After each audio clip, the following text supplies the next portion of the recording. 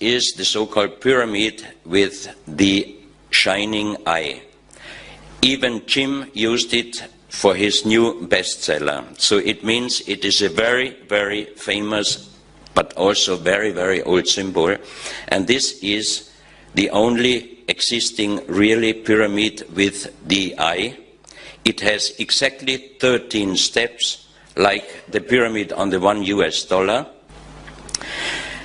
The strange thing with this one and other artifacts found in Ecuador, that if you put black light on it, the eye shines really very, very strong. And the natural color is kind of light green and gray.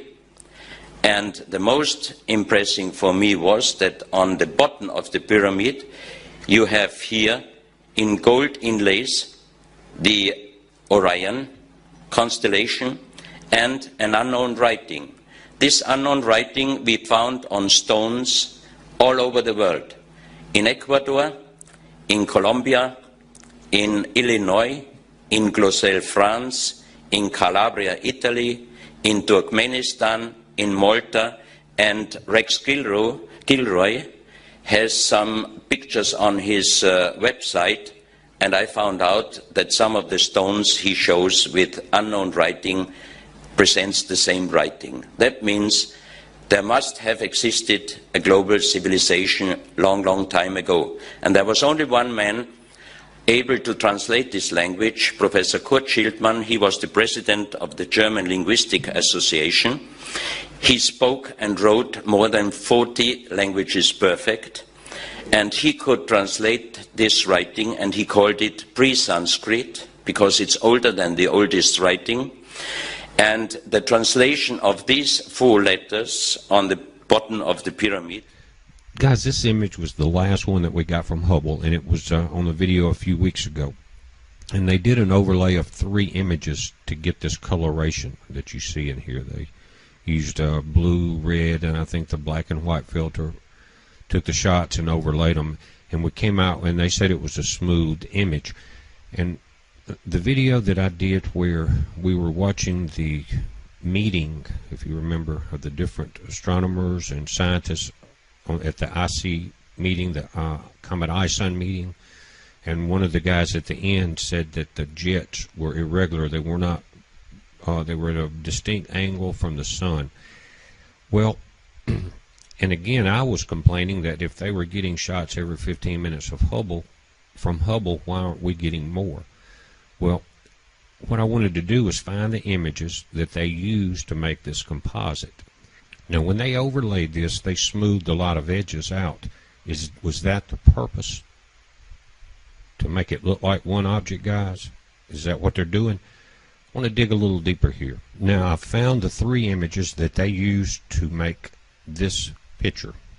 And now I think I know why. I'm going to pull this over. This is the black and white one. This is from the red filter and the green filter here. I'm going to pull this black and white up, guys. Just hang in there a minute. See what we got. Now, without the overlay and what they've added in, you can see what's inside this comet, or inside this coma haze here. You have 3 objects. And this is not an object behind these 2. You see how this cloud is irregular? This will not be happening. Now, this is what's called the Hubble Web Viewer, and I'm going to put it up after I load the video. You can't put links in the description until after the video is loaded, so sometimes it takes about 10 minutes to get that information under it. But this is called the I-Sign Web Viewer, or Web Image Viewer, and you notice the numbers here. As you move your cursor around, it gives you where you're at. You see that? Now, it also has what's called invert, darker, and lighter. You notice how they've got it real bright. Now, this is the released image here, and at this sun, this star appears to be having a solar flare or coronal mass ejection out the side. But let's try to get it. Let's just darken this thing a couple times, and again, I'm going to link this. You notice that it's starting to clear up. It was overexposed, the one that was released. Here's I sign. Here's your coronal mass ejection.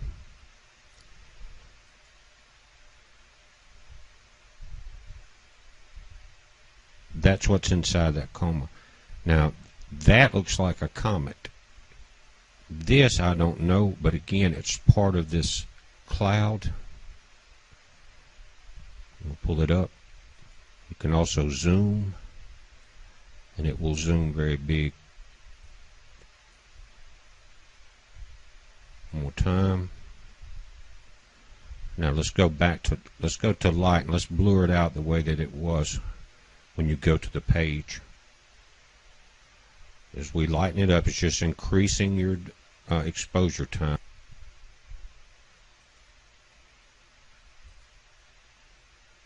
Right there. Now remember that one scientist said some of the jets are not pointed right. Is that what we're looking at here, guys? Something's just not right. I would say this was some kind of marker or something if it was not for this cloud. Pull it up. Let's look at it close. This is the real image of what's inside that cloud. I'm going to go darker. Hello, I'm John Coleman, and the name of this presentation is There Is No Significant Global Warming. And I'm the guy that is just doggone sure of that. Now, you may think that I'm just a paid-off shill, big oil, or something of that sort. No. They've never given me a nickel. I'm a television weathercaster with 60 years' experience, a meteorologist. I was the first weatherman on Good Morning America. I'm the man who founded the Weather Channel, and this is my accomplishment. Broadcast Meteorologist of the Year from the American Meteorological Society, of which I was a professional member for many years. I finally quit the AMS when it became very clear to me that the politics had gotten in the way of the science, and it was time to talk about something else. Now, did we have a winter or what in 2013-14? Oh, man, did we ever. When I called for my brother in Ohio, his wife said he wasn't coming in from shoveling the snow to talk to some guy in California. Oh, man, how could you tout global warming when it was the coldest, snowiest, bitterest winter in 30 years, which it was across the United States? And it would take a lot of gall to put out a statement, as our NOAA, the National Oceanographic and Atmospheric Agency, did, claiming that it was the 2013 was the warmest year. I mean, it's sheer silliness. It is manipulation of the data. Now look, let's get something clear right from the beginning. I love this planet Earth. I've been a citizen of this Earth now for darn near 80 years, and it's all I got. If I thought that we, mankind, were damaging this beautiful little sphere, this blue marble on which we live, I would be terrified and give every ounce of energy I had to stop what we were doing. But I have studied the issues of so-called global warming, or now they call it climate change since the warming has stopped. I have studied the issues carefully and completely as a good scientist can, and reached an absolute firm conclusion that there is no global warming. Now this Earth, it's spinning around the sun at 17,000 miles per hour. It is traveling with the sun in our little spiral off the Milky Way galaxy at over 100,000 miles an hour. And that galaxy is flying out in the universe as the Big Bang continues to expand the universe. And we are all traveling very, very fast. And what a ride. The Earth has been traveling for 4.5 billion years. And as best I can tell, it's going to stay just fine for another 4 billion years. But wait a minute. During that period, we have had ice ages, and we have had interglacial periods, and we're going to continue to have those natural variations in climate. But man-made climate change, I'm sure it's not going to happen. That's why I sent out this tweet today. This tweet went out to Al Gore It went out to the Intergovernmental Panel on Climate Change of the United Nations, to the Sierra Club, to the Democratic Party National Committee. And what it said is, where is your so-called global warming? Because if you chart the temperatures, you can go back into the 70s and come up to today, and there's almost no warming. I mean, less than 1 degree warming since 1978. And absolutely no warming since 1998. What kind of deal is that? Well, I'll tell you what kind of deal it is. It's the kind of deal that's full of silliness if you're promoting climate change and global warming. We are in one of the most stable and beautiful periods of Earth's climate you could hope for.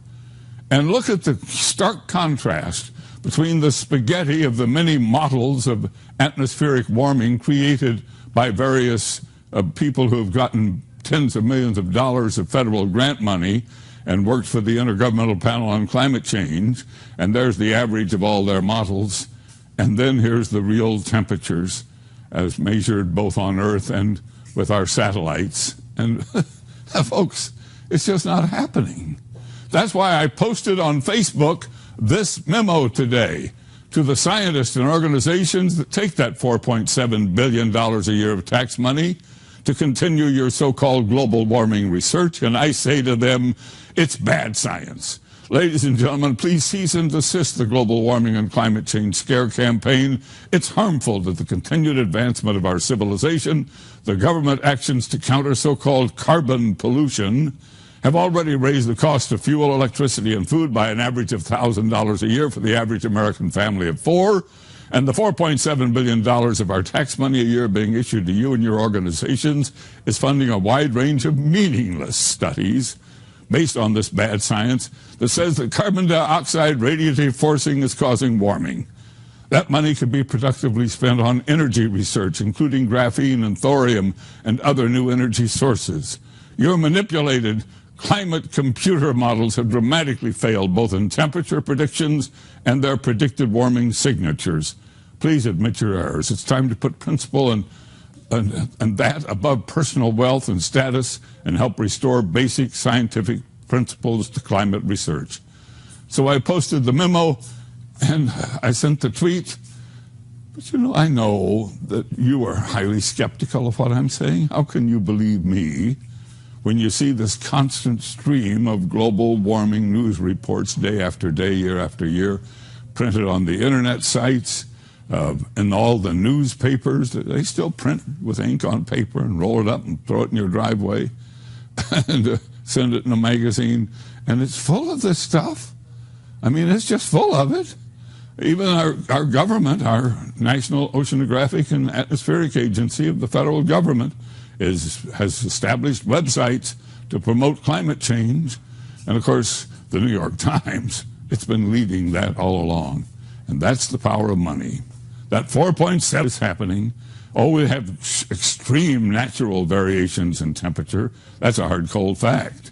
But this recent warming, it's no different than the warming that has occurred many times before naturally. We had a medieval optimum when the Roman Empire flourished, and we had the little ice age when times were very tough. This little warming we have now, gosh, that's no big deal. That's just no big deal. Now, you want to talk about big deals. This is a hard, cold fact. From the ice cores, we have determined that we have vacillated on Earth between extreme ice ages and these beautiful interglacial periods of warming weather. And we live in the most recent of these interglacial periods. We've been in it for 12,000 years. Probably have another 10, 12,000 years to go before the next ice age comes on, naturally. And can we cope with that? Now, you hear about the ice melting at the North Pole. What ice melted at the North Pole? Well, it got pretty low in 2007, but this is the last bunch of years since we've had satellite observation. We've had it for about 35 years. And here's where the ice is now, and it's no big deal. And those polar bears, there are more polar bears living today than have been alive any time since we've been counting them. And they are living all around the North Pole in 19 populations. They're doing just fine. That's a hard, cold fact. How about the South Pole? Well, our South Pole is, as I record this, is in summertime, so the ice melt is near the peak for the season, but you'll notice more ice there than above average. It's near an all-time high. Oh, but the water is rising along the coast. Oh, is that right? Well, it's rising at the rate of about 6 inches per 100 years as part of this interglacial period. I mean, when the North America was covered in a 400-foot thick ice core at the end of the last ice age, the oceans were low, and then as that ice melted, of course, the oceans have risen, but that rise has been gentle and is not important. And then, superstorms. We didn't have a hurricane hit the U.S. in 2013. The year before, only a meager effort. And that so-called Superstorm Sandy, it was no big deal as hurricanes go. Didn't compare with Katrina, didn't compare with Andrew, and neither of those compared with the Galveston hurricane of 1900, long before man had any influence on climate. Oh, but tornadoes. How about those tornadoes? Well, here's the chart of tornadoes. Strong tornadoes have been diminishing. I mean, we now have so many good radars, and everybody's taking pictures with their phone. We see every tornado, it seems, that forms. But folks, there are fewer and less strong. Oh, and drought. Well, we had a big drought in Texas. It vanished. Now we have a big drought in California, getting a lot of publicity. If you look at the records, California falls into drought about once every 11, 12 years. And then we get an El Nino, and California gets the rain, comes out of the drought. I mean, we got 40 million people living in a desert. Of course they're going to have a water problem. So what? It's natural. It's not man-made. And it comes and it goes. It takes care of itself. Heat waves? What heat waves? We haven't had a killer heat wave since the 50s. So I've plotted all these hard, cold facts and presented them to you. And then I compare them to what you read in the press, what you hear on the air, what the networks tout. And you say, man, what a difference between reality and what's there. Does Coleman know his reality? You bet I do, folks. I study it every day. But how did this strange, bad science, how did this global warming, climate change, this crisis, how did it get started? Well, that's the story I'm going to tell you today. And that story begins with this great scientist, a man named Roger Revelle, who was a graduate of the University of California, Berkeley, in oceanography, who then served in the Navy during World War II, then became the director of the Scripps Institution of Oceanography, and who led research on the environmental impact of the atomic test on those atolls out in the Pacific following World War II, both atmospheric and ocean impact. And as that was coming to an end, he had greatly grown the Scripps Oceanographic Institution from an isolated small organization to a huge professional organization with many ships and hundreds of employees. It became clear he had to have something new to work on. And that's when he decided that something had to give. So he hired this man, Hans Suess, a professor from the University of Chicago who had done studies on the effect of carbon in the atmosphere. And Revelle thought maybe there was something to that.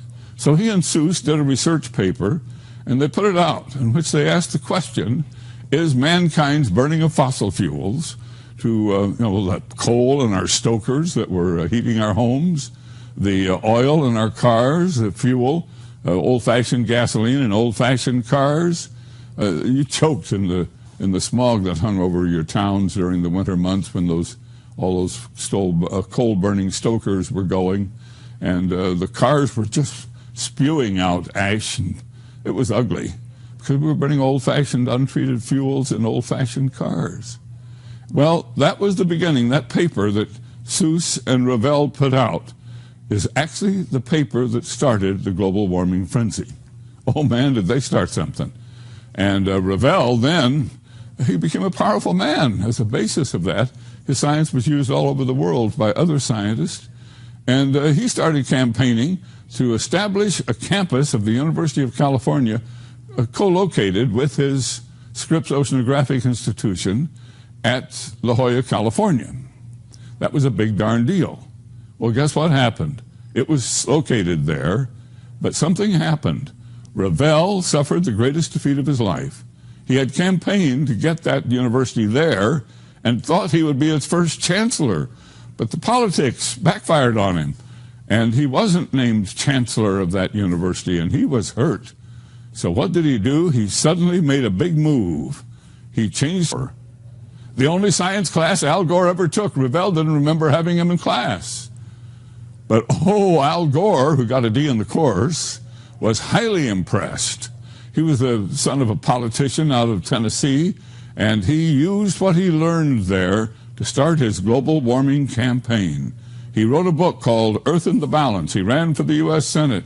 He claimed that the Earth was being challenged by our burning of fossil fuels, and it got him elected to the U.S. Senate. And there in the Senate, he conducted hearings, bringing in scientists and spreading the scare of global warming. And that's when the money began to flow from the government to research. And this was the booby trap. Because once billions of dollars of government funding was going out to these organizations at universities and research groups across the nation, and they had to back that global warming claim that Al Gore was promoting with their research, the research began to pile up. And if you were a young scientist, you didn't have a choice. You couldn't put out a research paper that said, oh, what warming? You'd be out of a job. You'd lose your job, your car, your family. You'd be walking on the streets. No, you had to support it. Al Gore had taken Revel and Seuss's research paper and used it to start the global warming campaign. And what did Al Gore say? He said, this is Roger Revel. He was my mentor. He's my hero. He's the man who spread the alarm. Well, there was another man that picked that up, this man, Maurice Strong. Maurice had become a bureaucrat at the United Nations, and in 1972 he had a conference in Stockholm on the environment, and his whole goal was one world government. And he used the impetus of that global warming scare at that Stockholm conference to start the initiative that set up the Intergovernmental Panel on Climate Change. So now we had the U.S. government and the United Nations both promoting climate change, and it all came from that Revel Seuss paper and the research that followed and the dollars that were now flowing, and man, it was underway big time. So the IPCC, it had scientists and bureaucrats and politicians from throughout the world. It had the World Wildlife Federation, the Sierra Club, all the environmentalists, and they all got together and they voted that global warming was for real. Well, I got to tell you something. You don't settle science by a vote. It's not a political issue. It's not a vote. It's science. But never mind. They put out their reports, and they spent a lot of time telling us how we were destroying planet Earth, and they had fancy meetings in tropical locations throughout the world, and the scientists who supported global warming got the paid vacation trips to these big meetings and got to write these books and have their names and their careers, and man, it was a big deal. And what did Al Gore do? Well, he wrote a second book about global warming called An Inconvenient Truth, and we all know what became of that. His liberal friends in Hollywood turned that into a documentary, a sci-fi documentary, I might add, all about global warming, and they voted themselves a Oscar, Best Documentary Film of the Year in 2007. And then they turned around, and Al Gore stood by the IPCC president, and they got the Nobel Peace Prize, all for scaring us about global warming. So Gore's movie, An Inconvenient Truth, became an absolute mainstay in American schools. How many times did you see it when you were going to school? Over and over and over again. And the global warming frenzy had truly reached its peak when all of that happened. Well, what happened with this man, Roger Revel, who had started it all, the great scientist? Well, he had kind of lost interest in this population study center at Harvard and missed San Diego, I guess, and the beautiful Southern California climate. and he swallowed hard for his defeat there, and he came back to the University of California, San Diego as a professor. And there he wrote these letters, and I want you to look at them. The first one goes from his desk to U.S. Congressman Tim Wirth. Quote, "We should be careful not to arouse too much alarm about the rate and amount of warming before it comes clearer." And he wrote another letter here to Congressman Tim Bates. "Most scientists familiar with the subject are not yet willing to bet the climate this year is the result of greenhouse warming.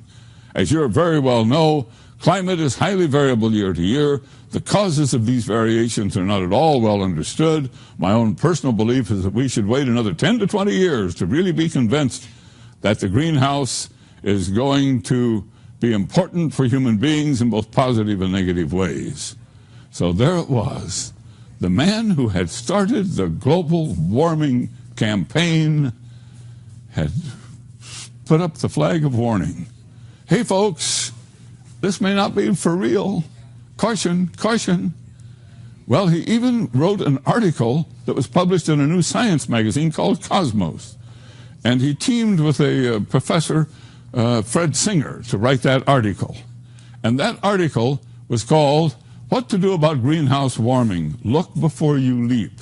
And the article concluded, and I quote, "The scientific basis for a greenhouse warming is too uncertain to justify drastic action at this time." Wow. The man who had started it? Well, how did Al Gore react to that? Well, he said, "I've made up my mind. Revell is now senile." And after he died, his family joined with the people at Scripps to make him the father of global warming. They rejected his denialism, and so did the UNIPCC. But Dr. Singer, he was made to be the scapegoat for it all. They said he had caused it. Well, I finally was able to interview Dr. Singer about this controversy. He joins us live from Washington, D.C. Dr. Singer, what was Roger Revell's view of carbon dioxide as a greenhouse gas when you co-authored that Cosmos article back in 1990? He was very relaxed about it. He basically looked at this as a grand geophysical experiment. After he and his collaborators like David Keeling found that CO2 was in fact increasing in the atmosphere, he and his colleagues were wondering if it would have any impact on climate. He wasn't about to make any judgment on the matter until the data were in. Of course, at that time, by 1990, we had about more than 10 years worth of satellite data, and the satellites didn't show any appreciable warming. And this is what actually set off my own thinking on the matter. I wondered what was going on. After all, carbon dioxide is a greenhouse gas. It's increasing. There's no question about that. Where is the warming?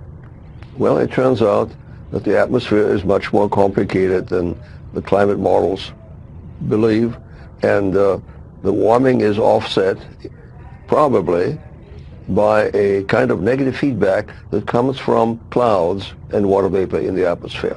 Well, are you saying that back in 1990 that Revell was somewhat regretful of the excitement that he had caused about global warming?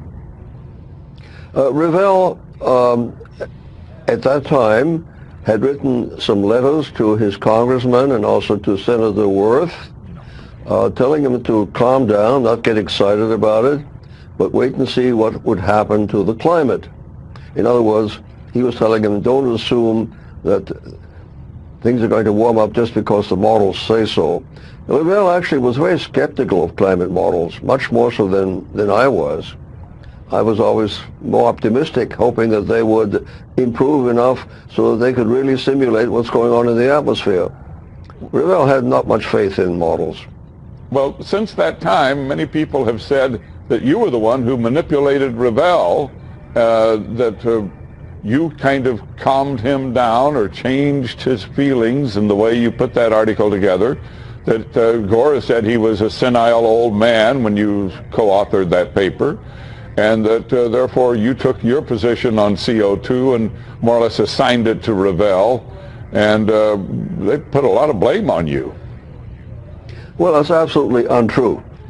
First of all, if you knew Revell, you would know that he was sharp to the very, very end, and you could not change his mind. I mean, he knew what he was doing all the time. And furthermore, we have written proof. We have the letters he wrote to his congressman and to his senator. We also have an interview in Omni magazine.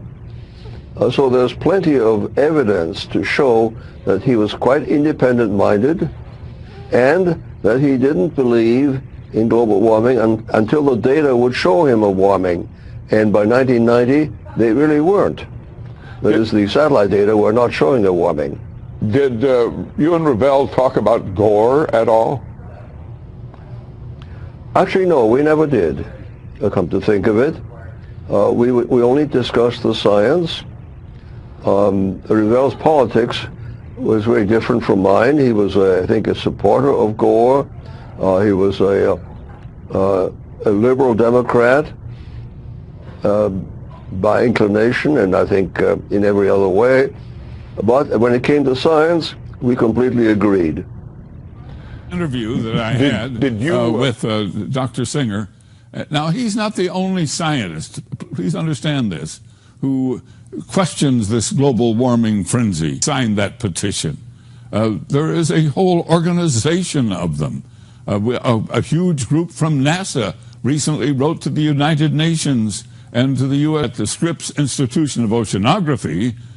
Al Gore was a hero, and they proved it. They gave him the first Roger Revell Award.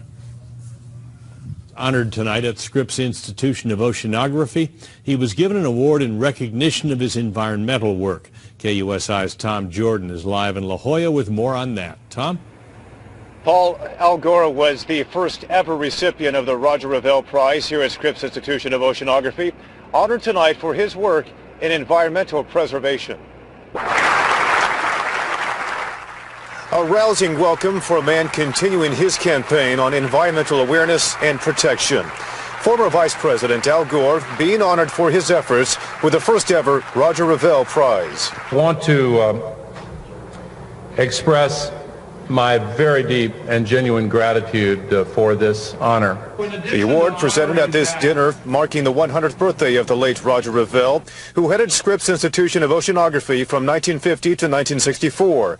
Gore studied under Revell at Harvard University in the 1960s and credits him for igniting his passion on the environment. As a former student, still a student, trying to learn, but still inspired by a great teacher who was a great scientist and a great man. Roger Revell's work back in the 1960s was at the time considered revolutionary. Today, many scientists consider that work almost prophetic. And at that time, they wrote a short report, and we were told it was a very short report, saying that climate change is becoming an issue, the Earth is heating up, and therefore something needs to be done about that. Al Gore says he was deeply moved by Revell's early work. He, now considered at the forefront of the global warming movement, a Nobel Peace Prize winner, an Oscar-winning documentarian, all from his work on the environment. Now he adds a new distinguished and personal honor to that list. I am deeply, deeply grateful. And tonight's celebration was part of 3 days of celebrating the life of Roger Revell. Roger Revell would have been 100 years old tomorrow. We are live in La Jolla. I'm Tom Jordan, KUSI News.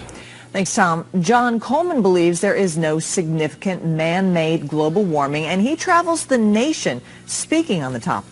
John has some insights now on Roger Revell's scientific research and the effect that it had on Al Gore. John? Well, Revell was a powerful man, a noteworthy scientist, and a significant force here in San Diego in the 1950s.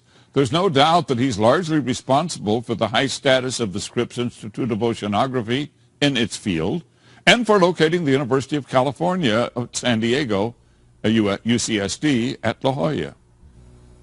While serving as director of Scripps, Revell and one of his researchers wrote the first modern scientific paper that linked carbon dioxide released in the air from the burning of fossil fuels and the greenhouse effect and the warming of temperatures. Well, this triggered an avalanche of research that eventually became the impetus behind the United Nations Intergovernmental Panel on Climate Change and the entire global warming movement. In the 1960s, Revell moved to Harvard to establish a Center for Population Studies. This is where Professor Revell encountered student Albert Gore. He involved Gore and his classmates in the tabulating of data from a carbon dioxide study. Gore was so impressed, he wrote about it in his 1992 book, Earth in the Balance. That became the story for the movie An Inconvenient Truth, the Oscar and the Nobel Peace Prize, and some people say $100 million all came from that. There is no doubt Roger Revell had a major impact on Vice President Gore's life. But there's a twist. In 1988, Roger Revell was having second thoughts about whether carbon pronounced Revell senile and refused to debate global warming. He continues to refuse to debate. Many offers of thousands of dollars have been made for debate. He refuses. Today, Gore sequestered the media at this event, and he set forth rules: no questions, no interviews.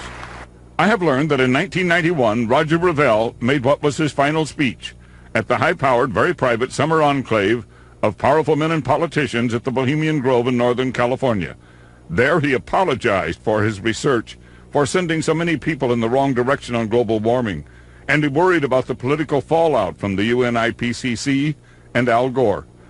A man named Don Michael Schmedman, who lives in the San Francisco area, was there that day, and he remembers the Revell speech very well. He has told me about it in some detail. So think of the irony. Today, Al Gore received the first Roger Revell Award, honoring the man who sent him on his global warming campaign. But Revell had realized that it was a false alarm and that the science was flawed before he died. Revell died of a heart attack in 1991. It would be interesting to know that if he had lived, would he be approving of the award that was given tonight? Or perhaps would he be joining me at the International Conference of Global Warming Skeptics in New York next week?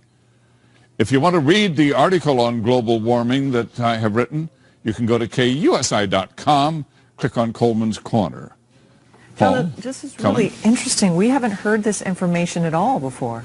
Well, I've done a lot of digging over the last year to find all of this, and it really fascinated me when I stumbled across the Bohemian Grove speech. It's not documented anywhere. This is the first time your orbits have crossed, you and Al Gore. You're both in the same city for 24 hours, and we couldn't get the two of you to meet. Well, no, Mr. Gore, of course, was a former vice president. He's a man who got 52 million votes for president, served very honorably as a politician. I think he would have little regard for me. But you'd like to debate him, wouldn't you? Well, sure, I'd love to debate him, but you understand, this isn't political. I'm a journalist and a meteorologist. My interest is strictly in the science. Thank you, John.